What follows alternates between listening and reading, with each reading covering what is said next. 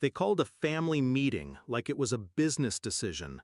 My father poured scotch. My mother set out snacks. My brother showed up late, eyes bloodshot, hands shaking. The tone was casual, but the moment they sat across from me, I knew. This wasn't a conversation. It was a raid.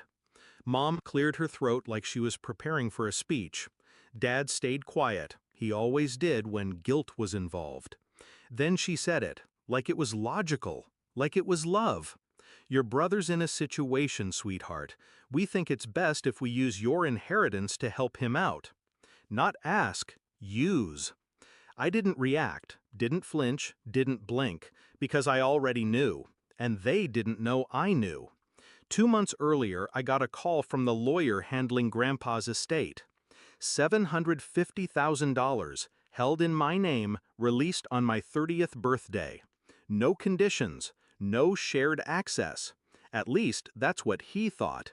But I remembered the stories, how they spent my college fund to refinance the house, how they borrowed the savings account I started at 16, how my brother once pawned my laptop for chips at a casino 2 towns over, and Mom covered for him. So I asked the lawyer a simple question: can we protect it from my family? His answer came in the form of a trust, irrevocable, controlled by me, no co-signers, no second chances. Still, I wanted to believe, maybe, just maybe, they wouldn't try, that they'd let me breathe. But now here they were, telling me how to save his life with my money. Dad finally spoke. He owes some dangerous people. They'll hurt him, hurt us. That part made me laugh, softly, inwardly, because when I was 19 and had nowhere to go after a mental breakdown, they told me to tough it out. When I said I couldn't pay rent, they told me, figure it out, you're an adult. Now? Now they were suddenly fragile? My brother never looked at me. He sat with his head low, tapping his fingers like he was itching for a fix. This was the 3rd time he'd needed saving. But this time, I wasn't the one drowning. I let them finish. Let them explain how we'd transfer the funds, liquidate part of the portfolio, and use just a portion of it to cover his debt. Mom even said, "It's not like you were using it." That one stuck, like my dreams were optional, like I hadn't bled for every cent. I smiled then, not because I was agreeing, because I wanted to remember the look on her face. "I'll think about it," I said. They sighed in relief. Dad poured another drink. Mom touched my hand like we were close again. And my brother finally looked up, with those eyes, the ones that always assumed I'd fold.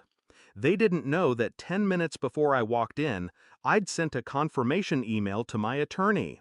The trust had been fully executed, locked, sealed, beyond reach. Any attempts to transfer funds without my signature would trigger an alert, and any legal pressure would hit a wall thick with concrete and fine print.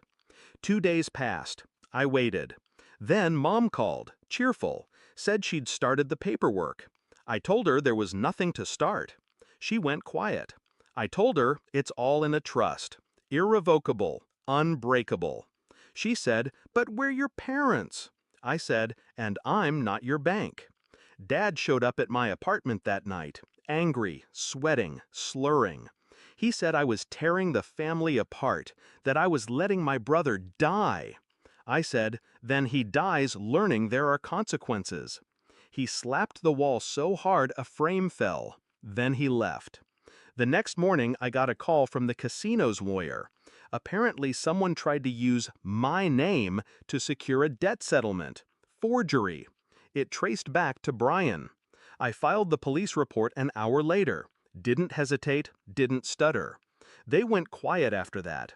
No more calls, no more meetings, just silence. And silence, finally, felt like peace. A month later, I took a trip. Paris, first class. Used a small portion of the trust. Not to escape, but to live. To breathe in air that didn't smell like guilt. Sometimes I get texts, messages meant to guilt me. "You're selfish. You let him spiral. You changed." They're right. I did change.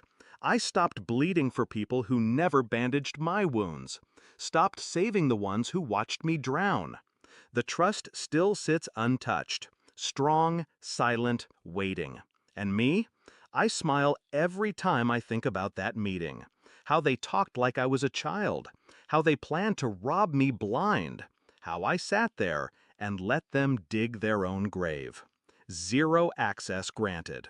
And that's exactly how it'll stay.